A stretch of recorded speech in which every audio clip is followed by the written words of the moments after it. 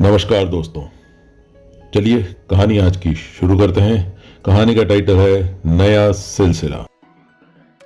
शालिनी को अपनी सासू माँ पद्मा का रवैया समझ में नहीं आ रहा था। उसे कोई काम क्यों नहीं करने देती। शालिनी को लगा कि उन्हें कोई भय था, लेकिन सच्चाई कुछ और ही। आइए जानते हैं क्या थी सच्चाई। शुरू से बताता हूँ। अचानक शालिनी की आंखें खुली तो खिड़की से देखा कि सूरज काफी चढ़ाया है। कहीं से रामधुनी सुनाई दे रही। शालिनी हड़बड़ा कर उठी। शादी होकर उसे ससुराल आए दूसरा दिन ही था, तो इतना सवेरा होने के बाद भी उसकी आंख नहीं खुली। सासू माँ क्या सोचेंगी, सवेरा होने का पता ही नहीं, ऐसी सोती है तो कैसे काम चलेगा, नहीं कहेगी क्या। शालिनी डरती डरती बेडरूम से हॉल में आई। रसोई से कुकर की सीटी की आवाजें आ रही थी। रसोई में सब्जियां कटी हुई रखी थी। आज तो फंस गई, उसे डर लग रहा था। बाथरूम जाने के लिए जैसे ही शालिनी ने पैर उठाया, उठ गई बेटी शालिनी, और थोड़ी देर सो लेती। सासू माँ पद्मा ने कहा। सच में कह रही थी या व्यंग में कह रही थी? ध्यान से सुनिए क्या कहा था। बाथरूम जाने के लिए जैसे ही शालिनी ने पैर उठाया, उठ गई बेटी शालिनी, और थोड़ी देर सो लेती। सासू माँ पद्मा ने कहा। सच में कह रही है या व्यंग कर रही है, उसे समझ में नहीं आया। ब्रश करके आ जाओ, मैंने चाय बना दी है, सासू माँ ने कहा।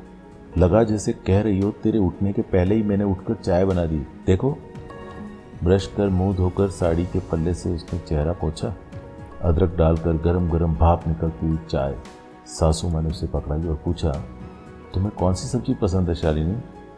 मुझे तो सभी सब्जियां पसंद है। आपने चाय बहुत बढ़िया अदरक वाली बनाई मम्मी जी। कौन सी सब्जी काटनी है आप बता दीजिए, मैं काट दूंगी। सासू माँ बोली, मैंने तो सब्जी बना भी दी, सिर्फ दाल में छौंक लगाना बाकी है। तुम्हारे लिए मैंने कोई काम नहीं छोड़ा, मैंने ही सब कुछ कर दिया, सिर्फ खाना खाना ही तुम्हारा काम है। वे ऐसा कहना चाह रही थी, शालिनी को लगा।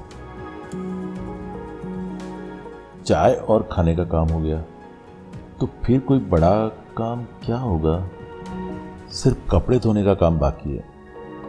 ऐसा सोचकर शालिनी अपनी साड़ी के पल्लू को ठीक से बांधकर बोली, कपड़े को तो मैं धो देती हूँ मम्मी, सभी गंदे कपड़े मैंने डिटर्जेंट में भिगो दिए हैं शालू, काम वाली बाई आएगी तो वह धोकर डाल देगी, सासू माँ ने। शालू ने पूछा, शाम के नाश्ते की तैयारी कर लो? मैंने तो मिक्सी में दाल पीस कर फ्रिज में रख दी है, मैं जो भी काम करने जाऊं सासू माँ ने पहले ही कर दिया होता है। यह सोचते हुए उसका मन थोड़ा चिड़चिड़ा हो गया, फिर भी उसने अपने मन को शांत किया। उसी दिन नहीं, और दिनों में भी पद्मा ने शालिनी को कोई काम करने नहीं दिया था, वे स्वयं ही कर लेती थी। कुछ लोगों को सभी काम स्वयं करें तभी तृप्ति होती है। शायद मेरी सासू भी ऐसी होंगी। शाम को पति के साथ बाहर जाने के लिए सासू माँ उसे पहले ही तैयार होने को कहती और बोलती, अच्छी साड़ी पहन लो। अक्सर पति पत्नी सिनेमा, थिएटर, मंदिर और दर्शनीय स्थल आदि जगह जाते रहे। सासू माँ जब भी खुद कभी बाहर जाती तो दुकान में मैंने यह देखा, तुम्हें अच्छा लगेगा इसलिए लेकर आई कहकर कभी क्लिप, कभी पर्स, कभी साड़ी ला कर देती। एक दिन ऐसा भी हुआ कि पति पत्नी दोनों टीवी देख रहे थे। उस समय बगीचे में सासू माँ पानी डाल रही थी पौधों को। शुरू में अपनी बहुओं को बहुत अच्छी तरह रखने वाली सासें बाद में कैसे बदल जाती है, शालू ने देखा हुआ था।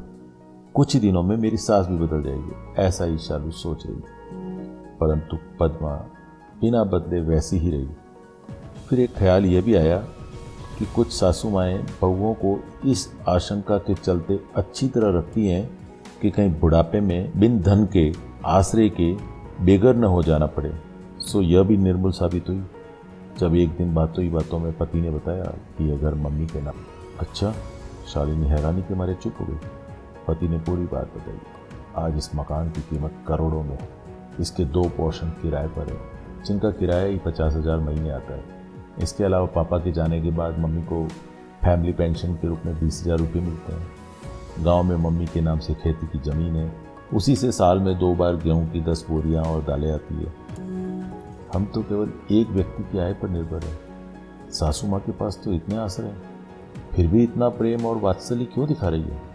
दूसरों के अनुभवों के आधार पर अपनी सासू माँ को समझने की कोशिश में शालू इतना ही सोच पा रही थी। पद्मा से मिलने आज उनकी सहेली अमृता आई। वे दोनों बाहर के कमरे में बातें कर रही थी।